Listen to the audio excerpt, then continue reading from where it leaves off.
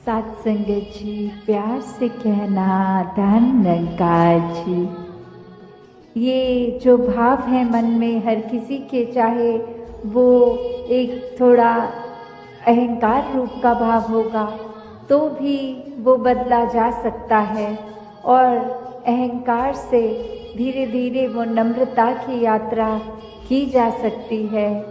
तो बात वही कि भक्तों के संदेश में ये स्वयं को बदलने की जो बात होती है वो क्यों होती है, भक्तों का जीवन संसार के अन्य व्यक्तियों से अलग क्यों होता है, कैसे होता है।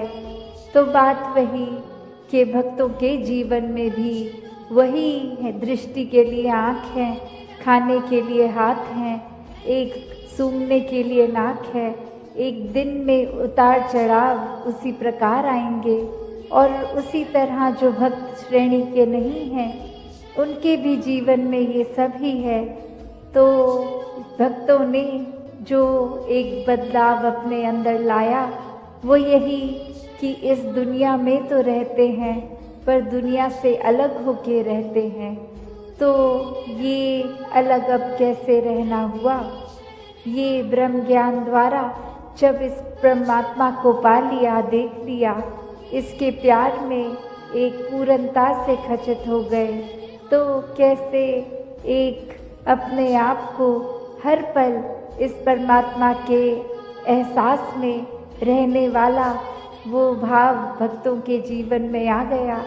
और जैसे एक दुनिया के तो तरह तरह के रंग हैं, भक्तों के जीवन में सिर्फ वो प्यार का रंग चढ़ता है जो इस परमात्मा से हो जाता है इसको देखने के बाद। तो ऐसे भाव से युक्त भक्त अपने जीवन के जब हर पल को जीते हैं तो वो भाव ही बदल जाते हैं, एक नज़रिया बदल जाता है। एक वो बात कि अगर हम कुछ भी उदाहरण लें कि कोई भी स्थिति में एक जो रुख करा जा सकता है वो एक अच्छी तरफ भी और बुरी तरफ भी, एक परिस्थिति से हम क्या निकालते हैं वो भी एक अच्छाई निकाली जा सकती है, एक बुराई निकाली जा सकती है। तो भक्तों ने हमेशा वो अच्छाई की ओर ही रुख करना सिखाया है कि परिस्थिति अगर इस परमात्मा ने दी है तो अच्छी ही होगी। एक अगर उस परिस्थिति को अच्छा नहीं समझ रहे हम तो वो हमारी कमी है, इस परमात्मा ने तो पूर्ण किया है इस परिस्थिति को भी। जब इस परमात्मा ने हमको जो कुछ दिया वो परमात्मा का जो दान है, तो ये परमात्मा जहाँ पूरा है तो परमात्मा की दी हुई हर परिस्थिति भी पूर्ण है। फ़र्क सिर्फ हमारे नज़रिए का होता है कि उसको हम किस तरह देख रहे हैं, उस परिस्थिति में से हम निचोड़ क्या निकाल रहे हैं, उससे सिखलाई क्या निकाल रहे हैं। क्या हम सिर्फ हमारे अनुसार कुछ नहीं हुआ तो उसके वजह से इस परमात्मा को ही कोस रहे हैं, या ये भी मान रहे हैं कि ये ही हमारे लिए बेस्ट है और कैसे इसमें वरदान छुपा हुआ है। तो एक ये नज़रिया भक्तों ने हमेशा से जो जिया कि आध्यात्मिक पहलू अपना हर किसी ने जहाँ एक बहुत ही उस नज़रिए का बनाना है कि जीवन में ये शरीर मिला है, ये मटीरियलिस्टिक वस्तुएं मिली हैं, घर बार रिश्तेदारी बहुत कुछ मिला है, तो क्या इसी में पूरा समय रहकर इस परमात्मा के लिए समय नहीं निकालना, या फिर एक चुनाव अपना है कि इस परमात्मा के प्यार के रंग में ऐसे रंगे जाएं कि कोई दुनियावी रंग फिर छू नहीं सकता। ये पक्के का रंग, ये एक हर समय रहने वाला रंग, और इस रंग को जिसने भी अपने ऊपर लगाया वो हमेशा के लिए आनंदित हो गए। एक जीवन हर समय के लिए झूम झूम के जिया गया।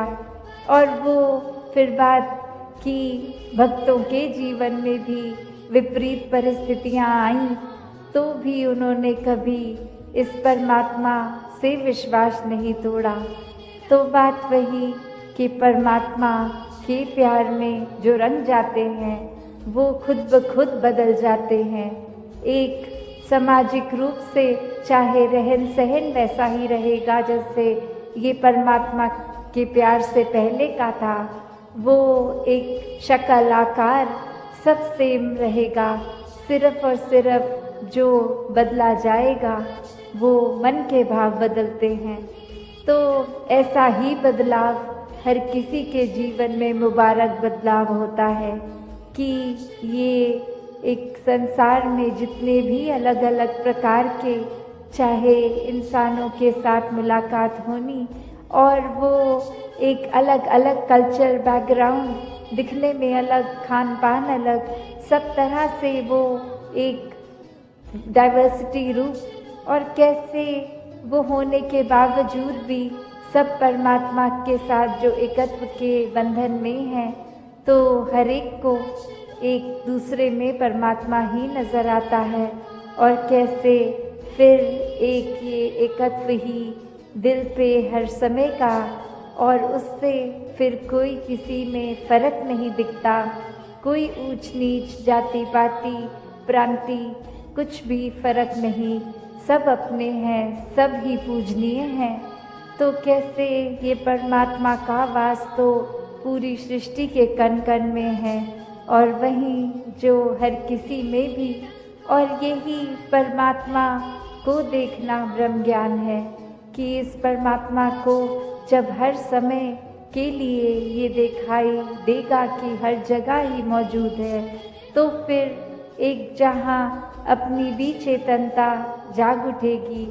एक जो सच्ची दात है जो भक्तों ने युगों युगों से समझाई है कि दुनिया भी एक दौलत तो आज है कल नहीं, इसने बदल जाना है, एक माया का रूप बदल जाना है, घर परिवार सोसाइटी सब बदल जाएगा, पर सिर्फ और सिर्फ एक चीज़ जो अपनी जगह में कायम दायम शुरू से थी, अभी भी है और ये संसार खत्म होने पे भी रह जाएगी, तो वो बस ये परमात्मा, ये निराकार है।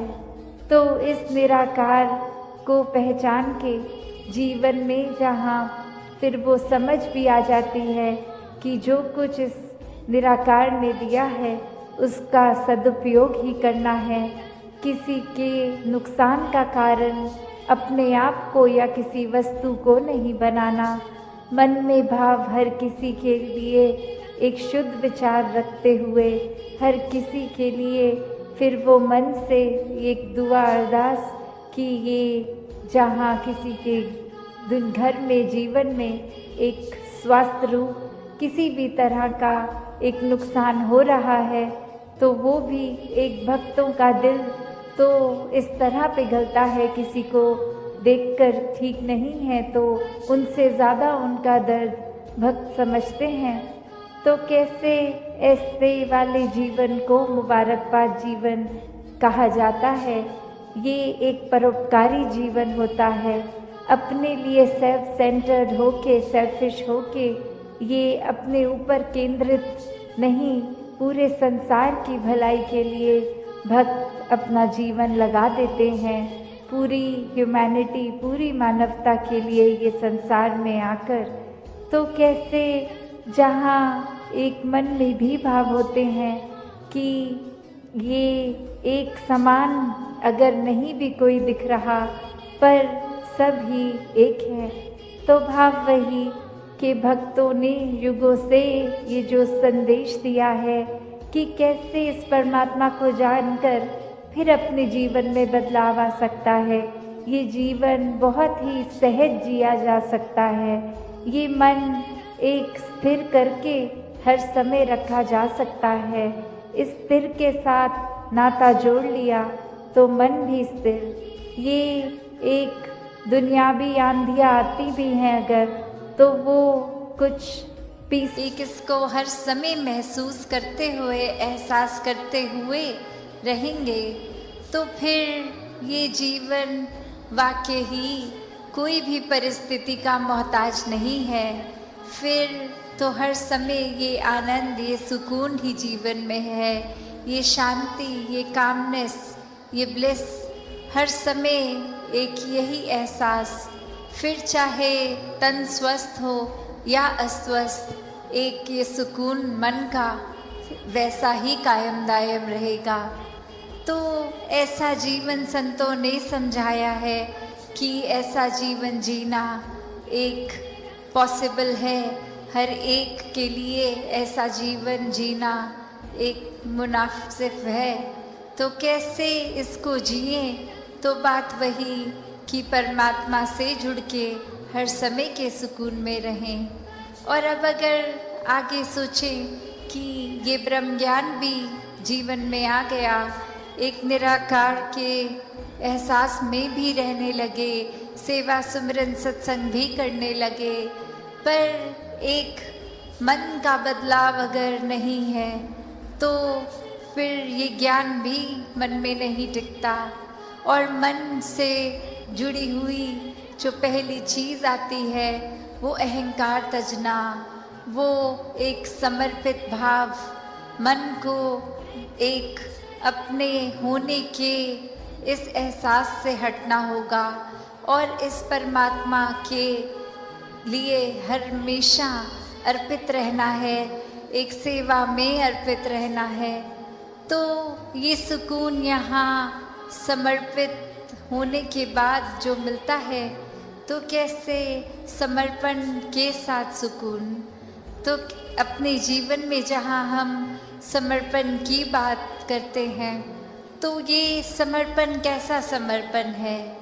एक समर्पण सिर्फ ये तो नहीं कि कभी अक्सर जीवन में हम देख लेते हैं, हम कह देते हैं कि हमसे कोई सीनियर है, वो कुछ ऑर्डर्स दे रहे हैं और हम करते चले जा रहे हैं। अक्सर किसी ना किसी प्रोफेशन में देखा है, ऑफिसेज में या किसी भी सर्विस में, तो एक सीनियर का ऑर्डर मान लेना या फिर कोई अथॉरिटेटिव पर्सन, कोई टीचर, कोई और इस तरह से जो हम पे कोई बात करते हैं और वो मान लेना, वो अक्सर ये रूप उसका समर्पण का नहीं बन पाता, क्योंकि ये रूप तो वो डर से है कि वो जो कह रहे हैं वो करना ही होगा, वरना नौकरी से निकाल दिए जाएंगे, वरना फिर कोई और इस बात की रेपकशन हो सकती है। तो एक वो बात मानना वो हर प्रोफेशन में हो जाता है, पर मन वहाँ समर्पित नहीं होता, वो किसी भय के कारण या किसी और अन्य कारण से समर्पण होता है। तो यहाँ समर्पण होना मतलब एक दिल में प्रेम को रखते हुए प्रेम से समर्पित होना, ये प्यार से अपने आप को खोकर सिर्फ इस परमात्मा का होकर, ये समर्पित भाव मन का अगर इस तरह का समर्पण है तो वो मुबारक समर्पण है। तो कैसे एक अक्सर बात ये होती है कि हमने समर्पण अगर कर दिया तो ये जो इतने सालों में अक्सर अगर हम सोच के भी देखें कि छोटी उम्र से ही पढ़ते लिखते एक डिग्रियां मिल गई, एक हमें कोई और उपाधि मिल गई, तो ये कमाने के लिए चाहे कितने वर्ष लग गए, पर जब समर्पण की बात आती है, अहंकार को तजने की, अहंकार गंवाने की, तो उसमें उतने ही साल नहीं लगते। ये तो एक पल में ही समर्पण हो जाता है।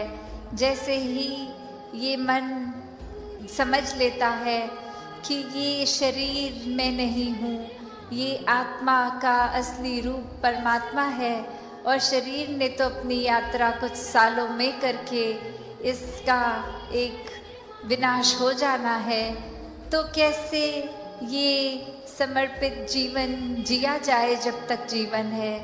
तो बात वही एक कहानी के साथ तास अपनी रखना चाहेगी कि एक बार एक गुरु के पास शिष्य आता है जो काफ़ी सालों के बाद, और आते ही अपने गुरु के आगे 1000 सोने की गिनियाँ दे देता है और ये कहता है कि इतने वर्ष मैंने काम काज किया, और बात मन में यही आती रही कि आपके सामने आशीर्वाद लेंगे। से इस कदर जुड़े हुए कि कहीं पे भी हों, बस एक इशारा ये जब याद आ जाता है, ये परमात्मा, ये निराकार याद आ जाता है, तो ही हर समय इसी के लिए लगन में लगे रहते हैं। कभी ये परमात्मा भूलता भी है तो कैसे फिर उसी इशारे से खुद को जोड़कर इस निराकार के साथ अपने दिल की तार मिला के इसके रंग में रंग कर अपनी भक्ति को पूरा दिन इस रूप में कर सकते हैं। क्योंकि भक्ति तो कुछ घंटों की एक नहीं होती, एक भक्त तो पूरे दिन का भक्त है, पूरे ज़िंदगी का भक्त है। जिस प्रकार कोई स्टूडेंट होता है तो सिर्फ पहली कक्षा से 12वीं कक्षा तक, चाहे वो स्कूल का दिन हो या संडे की छुट्टी, कहलाता तो वो स्टूडेंट ही है। तो वो इसलिए नहीं कि सिर्फ स्कूल की बिल्डिंग के अंदर है तो स्टूडेंट है, नहीं, जब वो अपने घर में भी खेल कूद कर रहा है तो भी स्टूडेंट है। तो हम किस श्रेणी के भक्त हैं?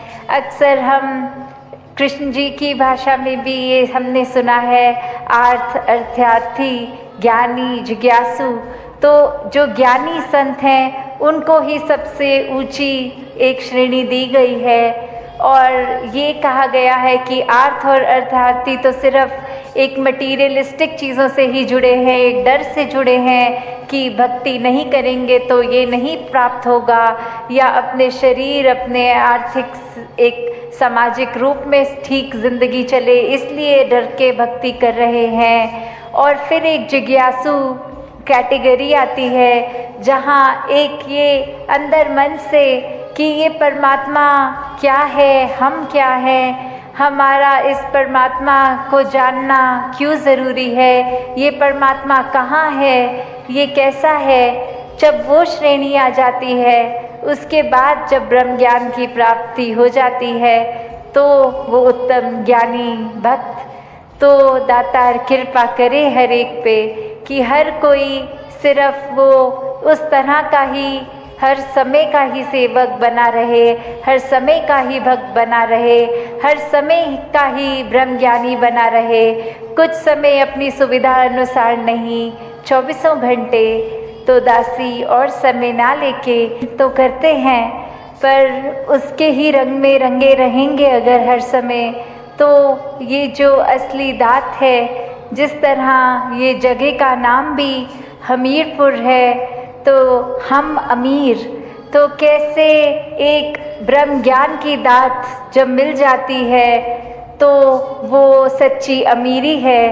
नहीं तो सांसारिक ये माया ने तो आज टिकना है, कल नहीं टिकना।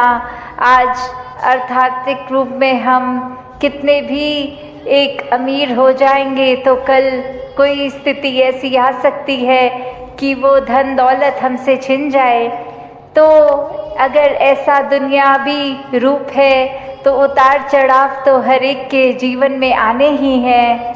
तो ऐसा संतों में क्या अलग होता है, उनके जीवन में भी दुख सुख आते हैं, पर फर्क यही कि संत हमेशा इस प्रभु परमात्मा को अपने मन में बसाते हैं, तो कुछ समय के लिए नहीं, वो 24 घंटे पूरी ज़िंदगी के लिए परमात्मा दिल में बस जाता है। और जब ये परमात्मा दिल में होता है तो एक जीवन में कुछ भी घटता है, मन इस परमात्मा पे जो हमेशा एक स्थिर है, परमात्मा अपने स्थान से हिलता नहीं है। बाकी दुनिया की कोई भी चीज़ देख लें, पूरे ब्रह्मांड की, वो हिलता ही रहती हैं सब। तो कैसे ये परमात्मा, ये स्थिर पे जब हम मन टिका लेते हैं, इस स्थिर के साथ जुड़ के खुद भी स्थिर अवस्था प्राप्त कर लेते हैं, तो दुनियावी रूप पूरे दिनचर्या में कुछ भी होता रहे, मन डगमग नहीं करता, मन समय के और स्थिति के अनुसार बहुत ही अपने मन को डुबाता नहीं है अगर बुरी एक घटना घट जाए, या बहुत ही बावले रूप की तरह खुशी भी नहीं मनाता। क्यों? क्योंकि ये स्थिर के साथ जब जुड़ जाते हैं मन बहुत ही सहज हो जाता है। फिर एक गोइंग विद द फ्लो वाली बात आ जाती है कि कैसे ये परमात्मा ही जो हर चीज़ का करता है, जब मन इस पे टिका लिया, एक अपने आप को इसके हवाले कर दिया, तो फिर ये बात कि ये जो भी कर रहा है इसका किया सब पूर्ण, सब परफेक्ट एकदम है, तो फिर एक चिंता मन में उस रूप में नहीं आती। फिर यही बात कि जो ये कर रहा है इसी की रज़ा में राज़ी हैं हम, तो फिर एक कुछ भी हमें मन को खट्टा करने वाली बात नहीं लगती। कोई भी स्थिति एक ऐसी नहीं लगती कि ये परमात्मा ने, जहाँ सभी सत्संग के लिए आए हैं और ये रूप सत्संग का और जो बात मैसेज मिला, चाहे जिसने भी दिया हो, वो यही कि एक भक्ति भरा जीवन हर कोई जी सकता है, क्योंकि ये जन्म मनुष्य के शरीर में हुआ है और ये शरीर में रहते रहते इस परमात्मा को देखा जा सकता है, इसके साथ एक हो जाया सकता है। ये एकत्व, एक परमात्मा और आत्मा का मिलन ये किया जा सकता है। और कैसे ये श्वासों ने तो एक दिन खत्म हो जाना है, तो ये जीते जी समय है जब अपने जीवन में ही इस परमात्मा को जान ले, एक हर समय भक्त बनकर इसके एहसास में हर समय अपना जीवन बिताएं। और वही भक्तों का संदेश हर समय रहा हो, चाहे कोई भी युग हो, कि यही एक जीवन में आए हैं तो सबसे प्राथमिकता के ऊपर ये काम करना है। बाकी काम काज तो जीवन भर चलते ही रहते हैं, उससे भी अपने जिम्मेवारियों से भी मुंह नहीं फेरना। चाहे उम्र का जो भी पढ़ाव हो, स्टूडेंट हो तो स्टूडेंट लाइफ अच्छे से एक पढ़ाई भी करनी है, आगे काम काज या जिम्मेवारियां जैसे भी है वो करते ही जाना है, क्योंकि वो भी इस परमात्मा ने ही संसार समाज जिस तरह है बनाया है, तो इसमें रहकर भक्ति करनी है। एक अपने आप को अकेला करके एकांत में होकर सिर्फ स्पिरिचुअल होना, वो फिर एक समाज में बोझ बनने की बात है। एक यूनिट, एक समाज की तरह रहकर भक्ति करना ही वाकई ही भक्ति है। तो कैसे एक यही मैसेज हर कोई अपने जीवन में, जहाँ अपने परिवार का पालन पोषण करते हुए भी भक्ति पूरे समय कर सकता है, खाते पीते उठते बैठते काम करते, जब ये ध्यान, ये मन इस परमात्मा में होता है तो सारे काम भी बहुत सहज हो जाते हैं। और ये भक्ति का असली मूल क्या है? ये परमात्मा पे मन आधारित है, तो फिर ही भक्ति संभव है।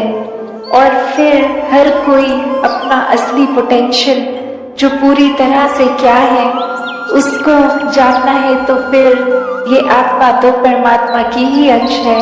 Every soul is potentially divine. तो ये डिविनिटी की बात, ये परमात्मा ही हर एक में वास करता है। इस परमात्मा जैसा होना संभव हो जाता है इसके गुणों को अपनाया जाए जब, कि ये परमात्मा इतना विशाल है, ना शुरुआत है ना अंत है। तो हमारे मन भी इस तरह विशाल हो सकते हैं, हर एक को अपना सकते हैं। ये भेदभाव, चाहे एक ऊंच नीच, चाहे वो जन्म के आधार पे या कोई स्टेट, कोई कंट्री या किसी तरह भी, ये जो बाइफिकेशंस की हैं कि इस वजह से हमने नफरत करने के कारण ढूंढ लिए कि वो कल्चर हमसे अलग है, ये धर्म हमसे अलग है। ऐसे न जाने कितने ही अलग अलग भाव मन में बना लिए हैं और नफरत करने का कारण ढूंढ लिया है कि जो हमारे जैसा है वो ठीक है, बाकी ठीक नहीं है।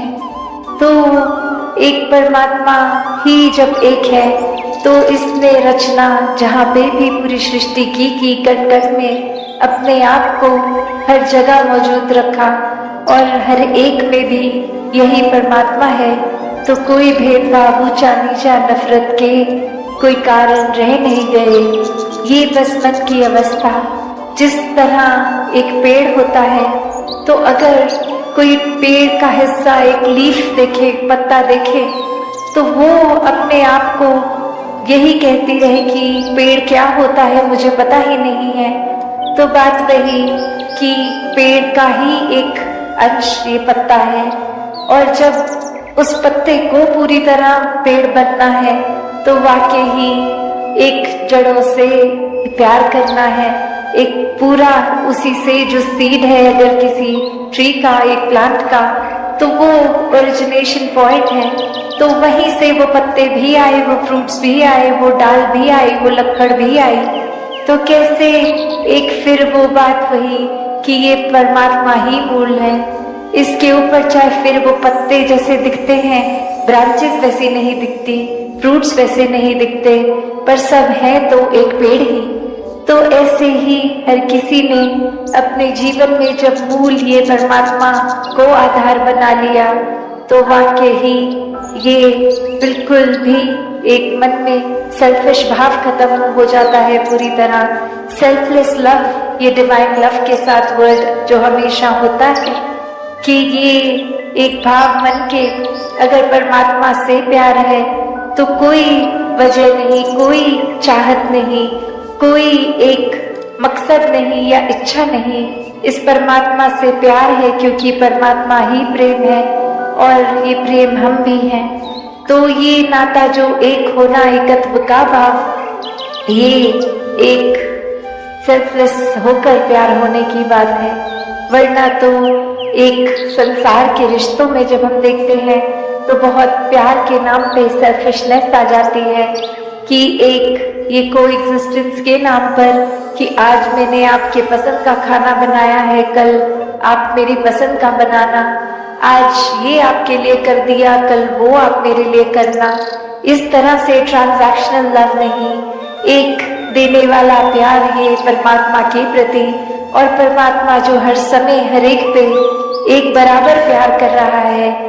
चाहे वो एक एग्जाम्पल देखें तो सन की रेज कोई भेदभाव नहीं करती, सब पे इक्वली शाइन करती हैं। तो वैसे ही एक परमात्मा का प्यार सबके लिए बराबर।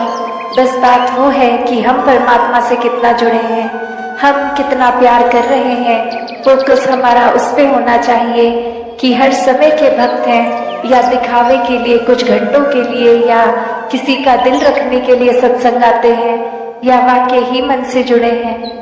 तो बात वही कि अक्सर दुनिया में एक ये संसार में आए हैं तो ब्रह्म ज्ञान लेकर इस परमात्मा को जानने के लिए आए हैं।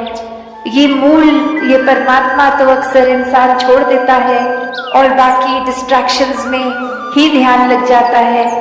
जैसे अभी भी हम इस ऑडिटोरियम में सत्संग सुन रहे हैं, पर साथ के ऑडिटोरियम की भी साउंड इंटरफेयर कर रही है, वो म्यूजिक की आवाज, वो कुछ बोलने की आवाज इस समय भी आ रही है। तो ये दिमाग बहुत इजीली डिस्ट्रैक्ट हो जाता है कि हम यहाँ आए हैं सत्संग के लिए, पर ध्यान हमारा साथ वाले ऑडिटोरियम के सॉन्ग्स में है। तो फिर बात वही कि ये परमात्मा, ये मूल, ये जीवन में प्राप्त करना था, पर ये दुनिया अभी माया में ही हम उलझ के रह गए। और ऐसा ही एक उदाहरण कि एक इंसान ने एक बस में एक वॉलेट मिलता है किसी को और वो जोर से अनाउंसमेंट करता है कि ये किसी का ऐसा कुछ खोया है वॉलेट जिसमें बहुत सारे पैसे हैं। तो हर कोई कहता है कि हाँ हमारा वॉलेट खो गया। तो वो इस वजह से कहते हैं क्योंकि वो अनाउंसमेंट में कहा था कि वॉलेट में बहुत सारे पैसे हैं। तो आगे वो इंसान कहता है तो जिस वॉलेट में बहुत सारे पैसे थे वो खाली होकर मिला है, पैसे तो नहीं है, ये अब किसका है? तो कोई भी लेने को राजी नहीं है क्योंकि सबका लालच वो कि चाहे पैसे हमारे हैं नहीं, पर वॉलेट मिल जाएगा तो पैसे भी मिल जाएंगे। तो बात वही कि मूल रूप में तो वो वॉलेट ही था, पर वो लालच के साथ चीज जुड़ गई। ऐसे ही मूल रूप में परमात्मा तो है, पर हम अक्सर इस परमात्मा को तभी याद करना चाहते हैं जब हमारी कोई इच्छा की पूर्ति आती है, या शरीर में दर्द है, या अन्य कोई और इस तरह बात, तो ही ये ध्यान आता है परमात्मा का कि ये क्राइसिस सिचुएशन है। तो जबकि ये परमात्मा से प्यार तो हर समय का होना चाहिए। तो ऐसा ही भाव, ऐसा ही प्यार हर किसी के दिल में तभी बन सकता है जब पूरी तरह इस परमात्मा से, इस निराकार से जुड़े। और जब इस निराकार से जुड़ जाते हैं तो वो जुड़ाव हर समय का हो।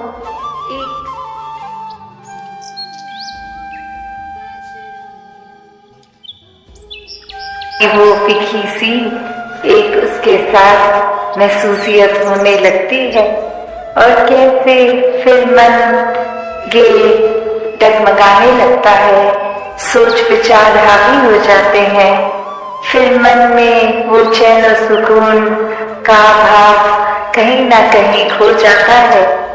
तो ये निराकार पे जब भी अपने मन को केंद्रित जो भी करता है, तो वो भाव मन के कि ये आनंद की अवस्था से मन विभोर, तो कैसे एक अपने जीवन में हमें हमेशा इस निराकार के ही एक सोच, इसी के ऊपर आधारित, मन के भाव इसी पे आधारित, और दिल से फिर ये जो प्यार पूरे संसार के लिए एक संत जनों की शिक्षाओं पे आधारित जीवन बनाकर जिया जाए।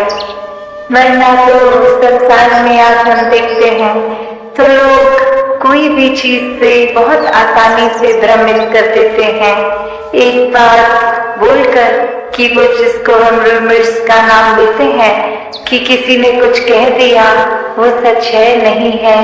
कैसे आजकल हम सोशल मीडिया पे या वर्ड ऑफ माउथ से देखते हैं कि वो बात ठीक है नहीं है, बस आगे से आगे वो बात पहुंचा दी, हर किसी को कुछ भी बोल दिया, और ये भी खुद अपने एंड से चेक नहीं किया कि वो ठीक भी है कि नहीं है।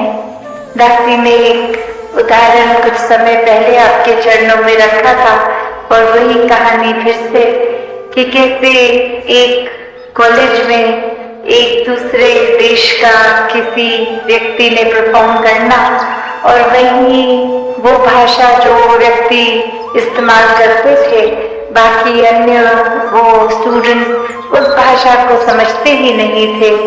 तो उन्हीं में से एक स्टूडेंट को मस्ती एक दिमाग में आई, और वो माइक से पहले उन वक्ता के खुद आ गए और बोलने लगे कि इनकी एक खासियत है, ये बहुत ही एक कॉमिक, एक बहुत ही मजाकिया एक हमारे आगे प्रस्तुति रखेंगे, पर खास बात यही कि इनके चेहरे के ऊपर एक्सप्रेशन, ये मुंह के आभाव चेहरे के बहुत ही सीरियस गंभीर दिखेंगे। हो सकता है एक हमें उनकी आवाज टोन से लगे कि ये गुस्सा भी हो रहे हैं, पर ये सब कुछ एक मजाकिया ही इनकी प्रस्तुति है, तो बार बार इनकी प्रस्तुति के बीच में हंसते रहना है।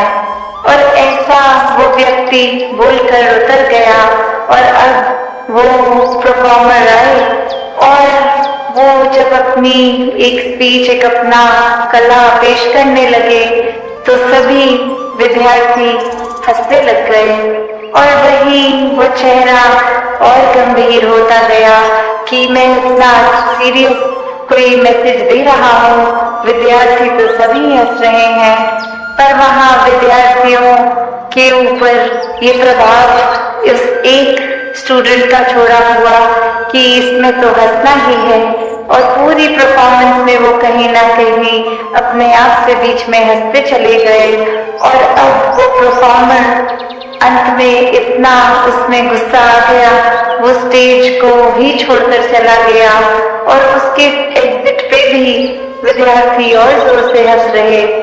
तो वो बात क्या कि एक व्यक्ति ने कैसे एक हर एक को जो बात तो कुछ ऐसी भी नहीं, वो परफॉर्मर भी कोई मजाकिया अदाकारी नहीं, कोई एक बहुत ही गंभीर मैसेज, सोशल मैसेज देने आया। और किसी ने भी वो, क्योंकि एक कान में बात किसी एक व्यक्ति द्वारा कही कि ये ऐसा नहीं ऐसा है, तो हमने अपने दिमाग की वो परसेप्शन वैसे बना के उसी के ऊपर अपने मन के भावों को मोड़ दिया कि उस एक व्यक्ति ने जैसा कहा है तो ठीक ही कहा होगा।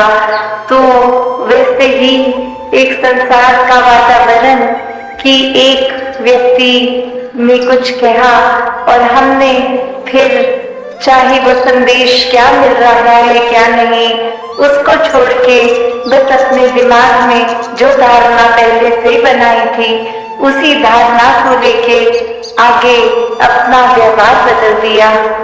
तो इस पूरे स्टोरी में जो भाव है कि दुनिया में तो एक भ्रमित करने वाले बहुत ही मिलेंगे, हर किसी ने अपनी मान्यताओं के अपने एक्सपीरियंस और कुछ एक स्वभाव भी कभी कभी अड़चने डालने वाला किसी का, तो उसने अपने मुताबिक अपना फायदा देखते हुए ही एक ऐसा कह देना है कुछ, तो वो एक भ्रमित करने वाले तो हैं, पर वो गलती किसकी आती है जो वो भ्रम में पड़ जाए। जब हम ब्रह्मपुरुष होकर, एक ब्रह्मज्ञानी होकर, तो भी अगर हम भटक जाते हैं किसी के कुछ कहने पे, तो फिर ये चेतनता कहाँ है। अगर हम इस स्टोरी के केस में देखें तो फिर भी वो स्कोप हो सकता है कि वो भाषा नहीं समझते थे तो किसी ने जो कह दिया उसी को ही सच्चाई मान ली। यहाँ तो हम वैसे सब बुद्धिजीवी, ये चेतनता रखने वाले, फिर भी एक अपनी बुद्धि को परे रखकर अक्सर अफवाहों में पड़ जाते हैं। एक आगे से आगे वो कुछ ना कुछ मैसेज दे देते हैं। तो कैसे हमें हर समय ये अलर्टनेस, ये चेतनता, क्योंकि ब्रह्मज्ञानी है तो एक ब्रह्मज्ञानी होने का एक ड्यूटी, ये रिस्पॉन्सिबिलिटी भी है कि हर समय की चेतनता होनी है। ये ब्रह्मज्ञानी होने का मतलब ये नहीं कि हम इस जहां निराकार के आश्रय, इसके रंग में रंगे हर समय एक आराम से इसी के रंग में आराम से तैरते हुए हैं, गोइंग विद द फ्लो वाली बात। तो फिर भी ये चेतनता तो एक कैरेक्टरिस्टिक है ब्रह्मज्ञानी का। ये कहीं भी नहीं है कि अगर आप एक भोले संत हैं, ब्रह्मज्ञानी हैं, तो आप चेतनता का प्रयोग नहीं करेंगे। नहीं, संत स्वभाव ही चेतनता का उसमें योगदान होता है कि संत कभी भी ऐसा कोई कार्य नहीं करते जो इस निराकार के एहसास या कोई एक अच्छी शिक्षाओं से विपरीत होता है। एक माइंडलेस एक्टिविटी में कभी कोई भी संत इंडल्ज नहीं करता, तो वो परख भी कि क्या ठीक है क्या गलत है, हर समय का वो डिसीजन बनाना, यह चेतनता ही एक उपयोग में आती है। तो अक्सर कोई ना कोई ये बात को भी उस तरह बोल देता है कि ये तो सब निराकार ही कर रहा है, तो खुद उसमें अपने एक वेस्टेड इंटरेस्ट, एक अपने फायदे की चीज छुपाकर एक उस तरह जैसे मुहावरा यूज होता है कि किसी के कंधे पे बंदूक लगा दी तो बात वही फायदा हमारा, और बात को उस तरह मोड़ दिया कि हमारा इसमें कोई फायदा नहीं, ये तो बस निराकार करता जा रहा है। तो हमेशा ये एक चेतनता का प्रयोग संतों ने हमेशा से जहाँ किया भी है और उनके जीवन से भी झलकता है। जहाँ ये आनंद लेना है, इस निराकार की मस्ती में चूर रहना है, वहाँ हर समय एक अलर्टनेस की भी बात है कि कहीं कोई ऐसी चीज तो नहीं हो रही जो हमसे हमारे नुकसान और किसी और के नुकसान के लिए हो रही है। या फिर अक्सर कोई ऐसी बात कि अगर हमारा भी कोई फायदा उठा रहा है तो उसमें भी चेतनता का ही प्रयोग होता है। तो एक वही बात कि अपनी बुद्धि को उस तरह एक माइंड को क्लोज नहीं कर देते संत, बल्कि दिमाग को इतना विशाल बना देते हैं कि पढ़ा रहे हो जब, तो उनको भी अच्छा लगता है, माता पिता को भी। तो वो विद्यार्थी अक्सर कोई भी मोटिवेशन को बना के अगर देखे और उसको एग्जाम जब आए, वो परिणाम आया, रिजल्ट आया, तो उसमें भी उसके नंबर बहुत अच्छे अगर आ गए, तो वो एक स्टूडेंट के लिए जहां आइडियल सिचुएशन है कि अब मुझे इस साल जितना भी एक नॉलेज मेरी बढ़नी थी, मैं उसकी प्राइम में हूँ, मेरा रिजल्ट बहुत अच्छा आ गया, मैं फर्स्ट भी आ गई क्लास में, तो फिर वो स्थिति में भी बदलना है। परिणाम फाइनल्स के आते ही वो अगली क्लास में एक प्रवेश होना है। तो कैसे उस समय भी अगर एक स्थिति एक आइडियल थी जहां नंबर 1 भी थे और सब अपने मुताबिक हो रहा था, स्वयं से भी खुश थे, एक प्राउड मोमेंट अपने लिए, परिवार के लिए भी था, फिर भी कैसे जैसे ही अगली क्लास शुरू तो ये जर्नी फिर से शुरू, अब नए ज्ञान को याद करना, नई नॉलेज देखते हुए फिर उसी की ओर कि कैसे साल के एंड में एक अपनी परफॉर्मेंस को कायम रखते हुए, तो कैसे एक सिचुएशन जो आई है और उसमें से बेस्ट रिजल्ट भी मिला है, तो भी उसमें चेंज हो ही जानी है। तो इसी के साथ अगर हम ये देखें कि हमारे जीवन में हमने पहले कोई भी सिचुएशन को देखता, तो कैसे एक उदाहरण एक वृक्ष का लें, पेड़ का लें, कि कैसे उसमें फल भी आते हैं अपने सीजन के हिसाब से, उससे पहले फूल आते हैं, और जब ये समय फल उतरने का आ जाता है, फिर वो पतझड़ का मौसम जहाँ पत्ते तक निकल जाते हैं उस पेड़ से। साथ संगत जी प्यार से कहना धन निरंकार। साथ संगत जी प्यार से कहना धन निरंकार जी। साथ संगत जी, रात का अंधकार तो प्रकाश की तरफ चलता है, परंतु अहंकार का अंधकार तो विनाश की तरफ ही बढ़ता है। सुमरन करने से भक्ति को ऊंचाई मिल जाती है, मन सुख पाता, आत्मा भी नित्य आनंद मनाती है। सत्संगत जी, अगर हमने मिल बैठकर एक समय तय कर लिया है घर में सुमरन करने का, इसका ये मतलब नहीं कि हमने उतना ही सुमरन करना है, बाकी के समय से निरंकार प्रभु को याद नहीं करना। हमने हर पल इसका ध्यान धरना है। सत्संगत जी, भूल होना प्रकृति है, मान लेना संस्कृति है और उसे सुधार लेना प्रगति है। सत्संगत जी, भक्तजन बिन और कुछ भी काम नहीं आता, प्रभु की लगन में मगन मस्त रहना चाहिए। हमेशा भगवान में डूबे रहना चाहिए, भगवान के एहसास में जीना ही सही मायने में जीना है। सत्संगत जी, बंदगी इबादत में कभी कोई आलस्य नहीं करना चाहिए। कोई सुने या ना सुने, प्रभु सबकी फरियाद सुनते हैं। सत्संगत जी, सबके दिल की अरदास कबूल करते हैं। कभी कभी देर होती है लेकिन दुरुस्त होती है। सत्संगत जी, श्री अष्टवक्र गीता श्लोक 59 अध्याय 18, शांत बुद्धि वाला पुरुष सुख से बैठता है, सुख से सोता है, सुख से आता जाता है, सुख से बोलता है और सुख से ही खाता है।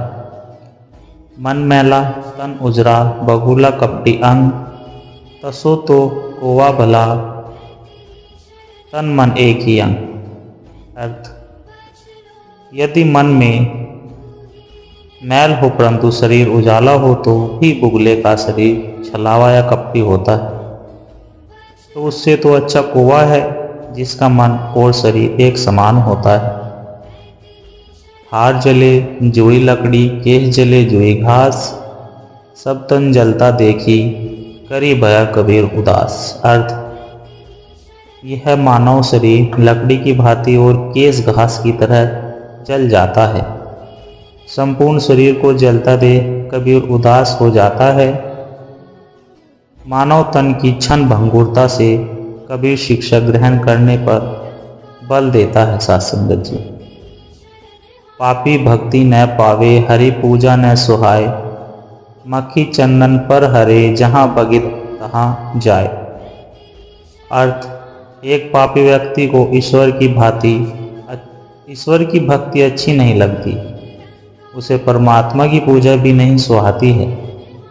मक्खी कभी भी चंदन पर नहीं बैठती है, जहाँ दुर्गंध होती है मक्खी वहाँ चली जाती है। सत्संगत जी, सतगुरु ने ज्ञान की रोशनी जगाई है, जीवन में तो रोशनी ही भर आई है। यहाँ तो माया की रीत ही तो पराई है, सतगुरु ने ही बात तो समझाई है। सत्संगत जी, होकर मायूस यूँ शाम की तरह ढलते रहिए, होकर मायूस न यूँ शाम की तरह ढलते रहिए। जिंदगी एक भोर है, सूरज की तरह निकलते रहिए। ठहरोगे एक पाँव पर तो थक जाओगे, धीरे धीरे ही सही मगर लक्ष्य की ओर चलते रहिए। हंसते रहिए, हंसाते रहिए। सत्संगत जी, झूठ पहली बार बोलना आसान होता है, लेकिन बाद में यह परेशानी देता है। सत्य पहली बार बोलना कठिन होता है, लेकिन बाद में सिर्फ आराम देता है। मन को राम नाम का अमृत पिलाने की जरूरत है। मन को मानना पड़ता है, मन आसानी से नहीं मानता है। मन को जो कमांड देता है वैसा ही शरीर करता है। मन माया के साथ जुड़ता है तो जहरीला हो जाता है। सत्संगत जी, परमात्मा से जुड़कर अमृत हो जाता है। ये मन सब निरंकार से जुड़ता है तो बहुत शक्तिशाली हो जाता है। निरंकार से जुड़कर ये मन निरंकार हो जाता है। मन पर माया का असर नहीं होता। सत्संगत जी, मीराबाई जी का मन हरी रंग में ऐसे रंगा कि विष का प्याला भी बेअसर हो जाता है। इच्छा, प्रभु की इच्छा में अपनी इच्छाओं को शामिल कर लेने से हर पल शुक्राना होता है। सत्संगत जी, जीवन आसान हो जाता है। परमात्मा के रचे हुए नाटक में हमें जो भी रोल दिया गया है उसे बड़ी खुशी से निभाओ। संसार की किसी भी चीज़ पर या किसी रिश्ते नाते पर अपना हक न जताओ। सब कुछ परमात्मा का है। जैसे हम अपनी कीमती चीज़ों को बहुत संभाल कर रखते हैं, सत्संगत जी, अपने परिवार का कितना ज़्यादा ध्यान रखते हैं, परमात्मा हमसे कहीं ज़्यादा हमारा ध्यान रखता है। सत्संगत जी, इसलिए हमारा दुखी होना या चिंता करना फिजूल है। हमें तो केवल अपने सिमरन और भजन की चिंता होनी चाहिए कि गलती से भी भजन सिमरन में नांगा न पड़ जाए। सत्संगत जी, हमारी सोच कुछ ऐसी बन जाए, मेरे राम रहे जो राखे तो रहिए, तुद भावे ता नाम जपवे, सुख ते दिता लहिए। मेरे राम रहे जो राखे तो रहिए। सत्संगत जी, सतगुरु का प्यार अनोखा है। गुरु शिष्य के जीवन का आधार है। गुरु के अलौकिक अत्याधुनिक सौंदर्य और आकर्षण है। उसके मुख को सौ बार 100 आँखों से भी देखा जाए तो भी मन नहीं भरेगा, क्योंकि हर बार उसका मुख नित्य शान दर्शाता है। सत्संगत जी, सब कुछ छोड़ देना पड़ता है कामयाब होने के लिए, और लोग कहते हैं इसका भाग्य अच्छा था। सत्संगत जी, श्री अष्टोत्तर गीता श्लोक 58 अध्याय 18। ज्ञानी पुरुष कुछ न करते हुए भी शोभवंश सदा व्यग्र ही रहता है। योगी पुरुष बहुत से कार्य करता हुआ भी शांत रहता है। तेरा ही रंग तेरे ही संग में रहूं, एक तू ही सदा कहूं। हर पल मैं सेवा करता रहूं, बस तेरा ही चरणों में रहूं। दास यही विनती करता है, संतों की संग चलता है। हंसता हुआ चेहरा आपकी शान बढ़ाता है और हंसकर किया काम आपकी पहचान बढ़ाता है। सत्संगत जी, प्यार से कहना, धन निरंकार जी।